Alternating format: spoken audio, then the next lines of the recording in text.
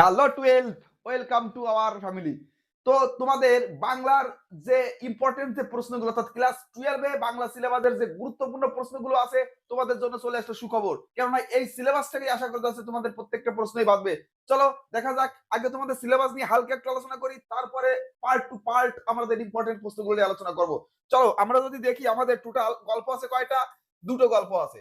চলো তাড়াতাড়ি করে একটু দেখে নেই। দুটো গল্প আছে কি? হারুন সালামের মাসি এবং একটা কি হলুদ পোড়া। দুটো থেকে একটা প্রশ্ন আসবে, কত মার্ক? 5 মার্ক। তারপর আমাদের আছে কি কবিতা। কবিতা মোট কয়টা আছে? তিনটে কবিতা আছে। প্রশ্ন আসবে কয়টা? দুটো। লিখতে হবে কয়টা? একটা। মার্ক কত? 5। তারপর যদি আমরা দেখি নাটক, কি আছে তোমাদের? নাটক। নাটক আছে একটা। একটাই নাটক, একটা নাটক থেকে দুটো প্রশ্ন পড়বে। দেখো প্রত্যেকটা 2x ফর্মুলা। 2x ফর্মুলা, অর্থাৎ এখানে দুটো নাটক থেকে প্রশ্ন আসবে, লিখতে হবে একটা সমান সমান কত মার্ক? 5 মার্ক। আর তোমাদের আছে কি চলচ্চিত্র আর চিত্রকলা। চলচ্চিত্র এবং কি আছে? চিত্রকলা। এখান থেকে আসবে কয়টা প্রশ্ন? অর্থাৎ দুটো চ্যাপ্টার বলতে পারো তুমি। আসবে কয়টা? দুটো। লিখতে হবে কয়টা? একটা। 5। তাহলে কত হলো? 5 5 10 আর 10 20। তারপর তোমাদের আসবে কি আমাদের ডাকঘর থেকে। ডাকঘর। ডাকঘর থেকে আসবে কি চারটে প্রশ্ন আসবে ডাকঘর থেকে। ডাকঘর থেকে কয়টা প্রশ্ন? চারটে প্রশ্ন। লিখতে হবে কয়টা? দুটো। 10 মার্ক। আর আমাদের থাকবে কি রচনা। রচনা, প্রবন্ধ রচনা কয়টা থাকবে? এটা আমরা বলতে পারবো না, দুটো থাকতে পারে, সরি দুটোই থাকবে। অর্থাৎ কি একটা আসবে আমাদের তথ্য সূত্র দেওয়া থাকবে এবং আরেকটা আসবে জীবনী। তো দুটো থেকে আমাদের কয়টা লিখতে হবে? একটা লিখতে হবে। মার্ক কত? 10। দেখো টোটাল এই 40 মার্কে তোমাদের ধামাকা। অর্থাৎ তুমি যদি এই 40 মার্কের সঠিক অ্যান্সার করতে পারো তাহলে তোমার রেজাল্ট অবশ্যই ভালো হতে যাচ্ছে। তাহলে আমরা কি বললাম? গল্প থেকে কয়টা? একটা। কবিতা থেকে কয়টা? একটা। নাটক থেকে কয়টা? একটা। চলচ্চিত্র চিত্রকলা থেকে কয়টা? একটা। ডাকঘর থেকে আসবে কয়টা? চারটে। লিখতে হবে কয়টা? দুটো। এবং রচনা থেকে কয়টা? একটা। টোটাল কত মার্ক? 40 মার্ক। চলো দেখে যাক কি কি গুরুত্বপূর্ণ প্রশ্ন আছে তোমার জন্য। তাহলে সিলেবাস নিয়ে কারো কোনো সমস্যা নেই, চলো দেখা যাক। দেখো হলুদপুরা, একদম প্রথমে আছে হলুদপুরা। দুটো গল্প, একটা অ্যান্সার করবো আমি। দুটো যদি আমরা ভালো করে পড়ি একটা অবশ্যই বাঁধবে। তো চলো দেখা যাক। গা শুদ্ধ কি বলেছে? লোক যেন অপ্রস্তুত হয়ে রইলো। কোন প্রসঙ্গে বলা হয়েছে? অপ্রস্তুত হয়ে যাওয়ার কারণ কি? দেখো একটা কথা তোমাকে ভালো করে পড়ি, প্রত্যেকটা গল্প রিডিং খুঁটে খুঁটে পড়ো। আর তুমি যদি একটা পড়তে চাও অবশ্যই একটাও পড়তে পারো, তাহলে অবশ্যই তোমার একটা প্রশ্ন বাঁধবে। তো একটা যখন পড়বে তাহলে কিন্তু প্রত্যেকটা পয়েন্ট ভালো করে পড়তে হবে। চলো 2 নম্বর যে প্রশ্নটা আছে কি? হলুদ পোড়া গল্পে ধীরেনের চরিত্র আলোচনা করো। ধীরেন, অর্থাৎ ধীরেন ক্যারেক্টারটা ভালো করে আমাদের পড়তে হবে। দেখো 3 দাগ, চারিদিকে হইচই পড়ে গেল। প্রসঙ্গ উল্লেখ করে চারিদিকে হইচই পড়ে যাওয়ার কারণ আলোচনা করো। 4 দাগ, ছোট গল্প হিসাবে হলুদ পোড়া গল্পটা কতদূর সার্থকতা নিজের ভাষায় কি করো? আলোচনা করো। 5 দাগ, হলুদ পোড়া গল্পে কুঞ্জবাসী চরিত্রটি বিশ্লেষণ করো। 6 দাগ, কিন্তু মানুষের বিস্ময় ও কৌতূহলের সীমা রইল না। হলুদ পোড়া গল্প অবলম্বনে মানুষের বিস্ময় ও কৌতূহলের কারণ লেখো। 7 দাগ, আমি বলাই চক্রবর্তী শুভ্রাকে খুন করেছি। বা এখানে কিন্তু একটা প্রশ্ন আসতে পারে যে এই হলুদ পোড়া গল্পে যে দুটি খুন হয়েছে সেই খুন দুটি সম্পর্কে আলোচনা করো। দুটি খুন ছিল আমরা সবাই জানি, সেই দুটি খুন সম্পর্কে আমাদের কি করতে হবে? আলোচনা করতে হবে। আর একটা বলেছে 8, হলুদ পোড়া একটি কুসংস্কার জন্য সমাজের ভৌতিক বিশ্বাসের গল্প, সব সত্যতা বিচার করো। দেখো আমি তোমাদের 7 এবং 8 এই দুটো প্রশ্ন ভেরি ভেরি ইম্পর্টেন্ট তোমার জন্য। তুমি 7 আর 8 এই দুটো প্রশ্ন খুব ভালো করে পড়বে এবং পাশে যেগুলো আছে অবশ্যই তুমি একটু ভালো করে দেখে যাবে। চলো দেখা যাক নেক্সট যে গল্প আছে আমাদের কি?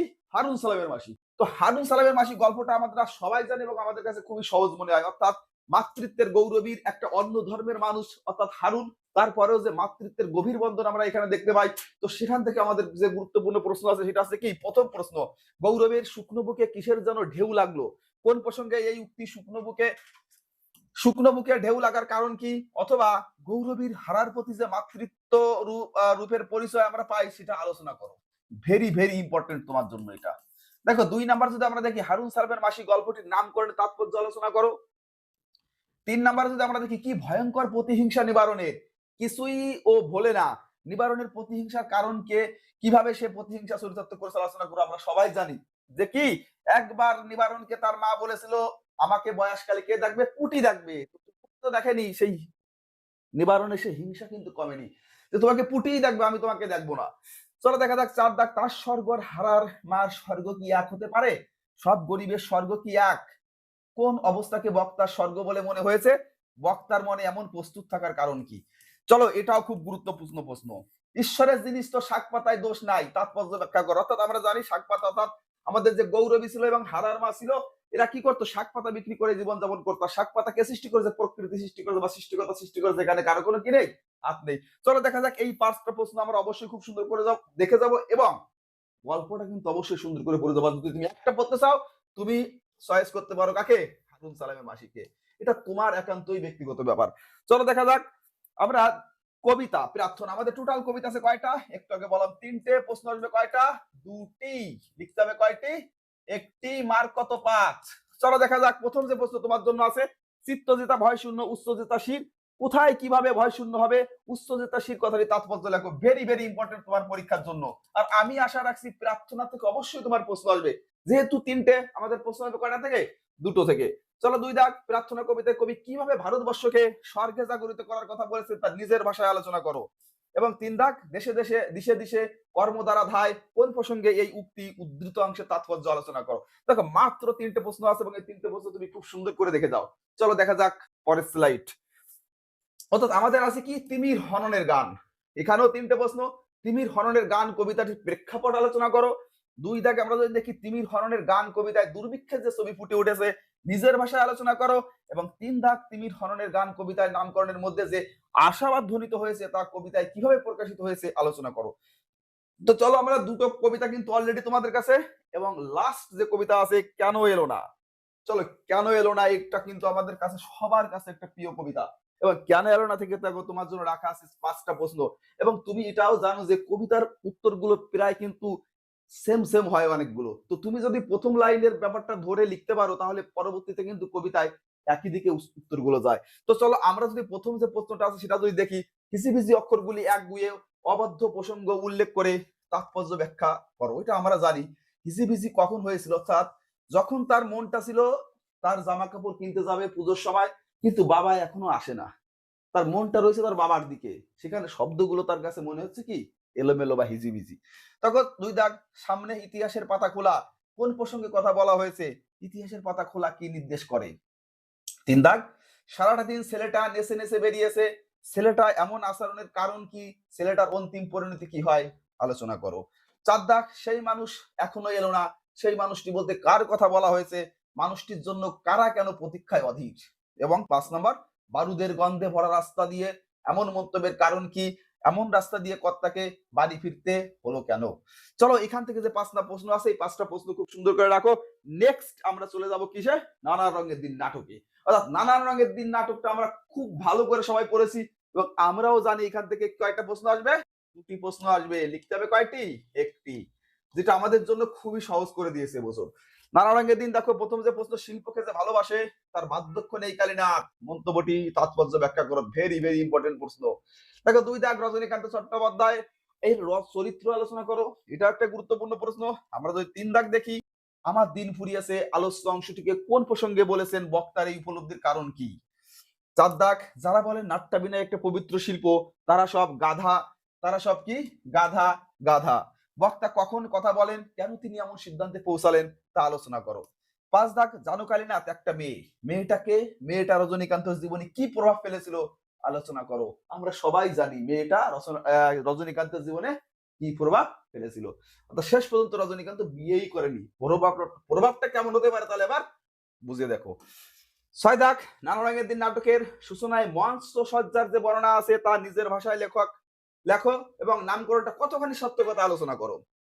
7 দাগ। আমি রোজ লুকিয়ে লুকিয়ে গ্রিন রুমে ঘুমাই, কেউ জানে না কোন নাটকের অংশ, বক্তা কে, তিনি কেন গ্রিন রুমে ঘুমান? দেখো এই প্রশ্নটাই যে কটা প্রশ্ন আছে আমি শিওর তুমি প্রত্যেকটা প্রশ্নের অ্যান্সার অবশ্যই জানো। আর যদি জেনে না থাকো, এই নাটক যদি বুঝতে কোনো সমস্যা হয় অবশ্যই কমেন্ট বক্সে কমেন্ট করাও, আমরা তোমাদের সমাধান দিয়ে দেবো। চলো দেখো পরে যদি আমরা দেখি কি ডাকঘর, ভেরি ভেরি ইম্পর্টেন্ট জায়গা। টোটাল মার্ক কত? 40। এ ক্যারি করবে কত? 10। তার মানে কি 4টি প্রশ্ন থাকবে এখানে, লিখতে হবে কয়টি? 2টি। মার্ক কত? 10।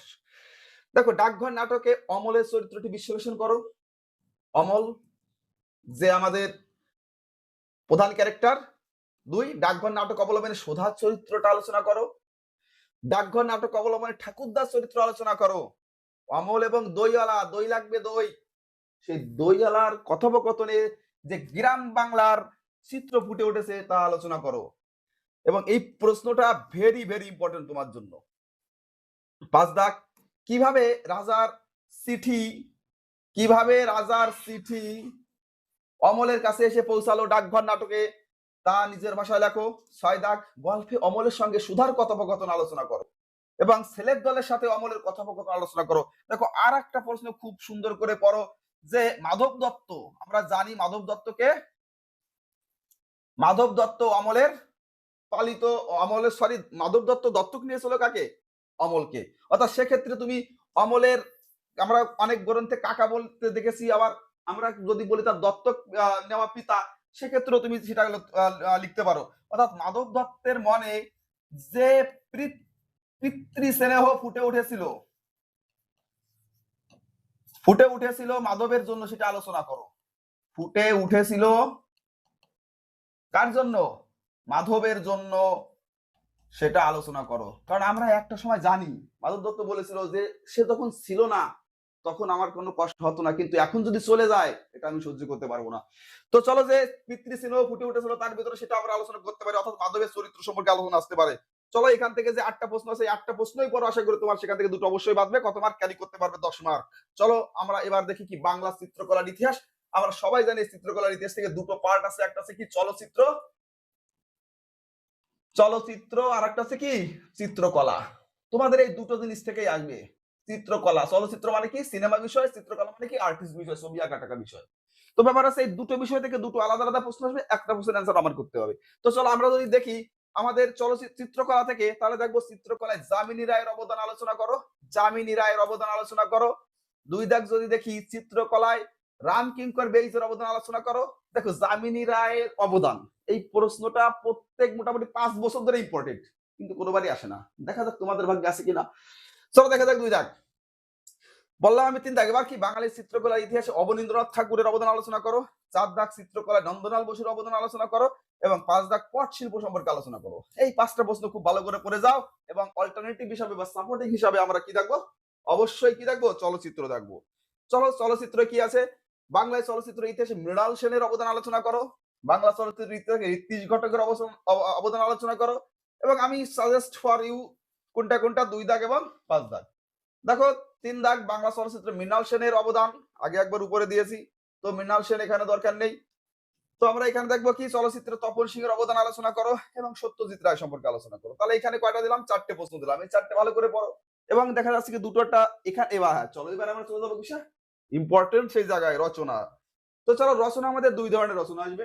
একটা রচনা আসবে কি তোমাকে কোনো একটা হিন্টস দিয়ে দেবে, 3-4 লাইন সে বিষয়ে তোমাকে বলে দেবে, তার মানে বুঝে তোমাকে সেই বিষয়ের উপরে 10 নম্বরের একটা রচনা তৈরি করতে হবে, প্রবন্ধ তৈরি করতে হবে।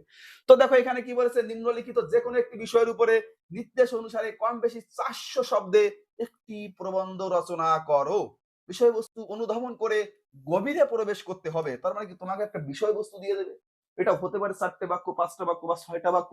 সেটা বুঝে যে তোমাকে কোন রচনার কথা বলছে, সেটা কি শিশু শ্রম বিলাপ হতে পারে, সেটা কি মাস্টার মশাই হতে পারে, সেটা কি বাংলা বইয়ের দুঃখ হতে পারে, সেটা বুঝে তোমাকে তার ভিতরে প্রবেশ করে পুরো রচনাটা আমাদের আগে যে রচনার মতো লিখতাম সেটাই লিখতে হবে আমাদের। দেখো ইম্পর্টেন্ট যে রচনা আছে, শিশু শ্রম বিলাপ, মাস্টার মশাই এবছরের টেস্ট পেপারে ভাইরাল বলতে পারো একে, সেক্ষেত্রে মাস্টার মশাইটা অবশ্যই পড়বে। এবং বাংলা বইয়ের দুঃখ, এটাও টেস্ট পেপারে কিন্তু কয়েকবারই আছে। কেননা বাংলা বইয়ের দুঃখ কি, আরে ভাই আমরা বাঙালি, বই কিনতে পয়সা খরচা করতে পারবো না ভাই। তো সেক্ষেত্রে এই বাংলা বইয়ের দুঃখ অবশ্যই ইম্পর্টেন্ট আছে, যে বই কেন কেনার চাহিদা মানুষের মন থেকে দিন দিন কমে যাচ্ছে।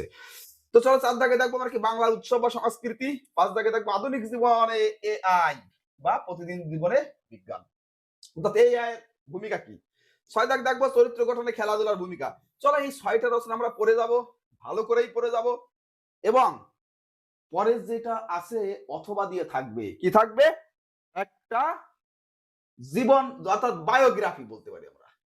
অর্থাৎ এই বায়োগ্রাফিটা কিন্তু আমাদের কাছে অনেকের কাছে সহজ, কিন্তু হ্যাঁ তুমি যদি ভেবে থাকো এটা তুমি না পড়ে তুমি বানিয়ে লিখবে, যদিও সবকিছু দেওয়া থাকবে, সেখানে দেখা যাচ্ছে প্রথমে জন্ম দেওয়া থাকলো, তার বাবার নাম, মার নাম, স্কুল জীবন, তারপর দেখা যাচ্ছে কোন কোন পুরস্কার পেয়েছে, এমনকি মৃত্যু, সবই লেখা থাকবে, সবই ঠিক আছে, সবই সাল দিন তারিখ সব দেওয়া থাকবে, তোমাকে শুধু সেটাকে গুছিয়ে লিখতে হবে। কিন্তু তুমি একটু চিন্তা করো বা একটু ভাবো, যদি তুমি সেটা আর একটু ভালো করে তোমার পড়া থাকে, তুমি যদি যে মনে করো তোমার বইয়ের নাম দুটো দেয়া থাকলো, তুমি যদি আরো দুটো বইয়ের নাম লিখতে পারো, তাহলে কে বেশি মার্ক পাবে? তোমাকে যদি অবশ্যই 10 এ 10 পেতে হয়, তো অবশ্যই ভালো মার্ক এখান থেকে ক্যারি করতে হয়, তাহলে অবশ্যই তার সম্পর্কে তোমার ডিটেইলস আগে থেকে জানতেই হবে। কেননা তুমি ওই সময় বানিয়ে যা লিখবে, ওটা মোস্ট অফ দ্য স্টুডেন্ট বা মোস্ট প্রবাবলি বেশিরভাগ স্টুডেন্ট কি করবে? ওই সেম অ্যান্সারই লাগবে। তো সেক্ষেত্রে তুমি যদি একটু তার থেকে আলাদা হতে চাও, তাহলে তোমাকে অবশ্যই কি করতে হবে? এটাকে পড়তে হবে এবং পড়ার ভিতরে তোমাকে লিখতে হবে। বুঝতে পারলে? চলো দেখা যাক কোন গুরুত্বপূর্ণ রচনাগুলো বা বায়োগ্রাফি আছে তোমার জন্য। দেখো মহেশ্বেতা দেবী ভেরি ইম্পোর্টেন্ট, আমার কাছে ভেরি ইম্পোর্টেন্ট বেগম রোকেয়া। চলো 2 নম্বরে ঋত্বিক ঘটক, 3 নম্বরে স্বামী বিবেকানন্দ জীবন শিক্ষা দর্শন, 4 দাগে আছে কি জীবনানন্দ দাশ, আরে ভাই 5 দাগ সত্যজিৎ রায়। সত্যজিৎ রায় যদি আমি পড়ি, আমি তো একটু আগে সত্যজিৎ রায় পড়েছি তাই না? একটু আগেই তো আমি চলচ্চিত্রে বলেছি সত্যজিৎ রায়, তাহলে তোমার যদি ওখানেই পড়া থাকে তাহলে তো তুমি এখানেও লিখতে পারবে। এবং 7 দাগে কি আছে নারায়ণ দেবনাথ। চলো তোমার কাছে কোনটা ভালো লাগে? দেখো এটা কিন্তু তোমার কাছে লেখাটা অনেকটা সহজ। কেন বললাম? কারণ সবই তো তোমাকে দেওয়া থাকছে। শুধু ২ টো ৪ টে বইয়ের নাম ভালো করে হিন্টস জানলে, কোথায় একটু জন্ম, জাস্ট ফর একটু বায়োডাটা তুমি যদি একটু এখান থেকে কালেক্ট করতে পারো, তাহলে তোমার লেখাটা আরো একটা সুন্দর হতে পারে। কেননা বেশিরভাগ পয়েন্ট বা হিন্টস দেওয়া থাকবে। তুমি ভালো করেই জানো সেটা। তো দেখা যাচ্ছে কি দেখো এই ছিল তোমাদের টোটাল ৪০ মার্কের বাংলা সাজেশন। তোমার যদি এখনো কোনো বিষয়ের উপরে সমস্যা থাকে, তাহলে অবশ্যই তুমি আমাদের সেটা জানাতে পারো। এবং এই প্রশ্নগুলো কিন্তু অবশ্যই তুমি সুন্দর করে পড়ে যাবে। কেননা এখান থেকেই আশা করি প্রশ্নগুলো আসতে চলছে। আর যদি দেখো আমার একটা কথা, পাঠ্য বইয়ের কোনো বিকল্প নেই। প্রত্যেকটা গল্প তুমি ধরে খুব সুন্দর করে পড়ে যাও, তাহলে তোমার আর কোনো টেনশনই থাকবে না। চলো দেখা হবে নেক্সট কোনো একটা ভিডিওতে। ধন্যবাদ।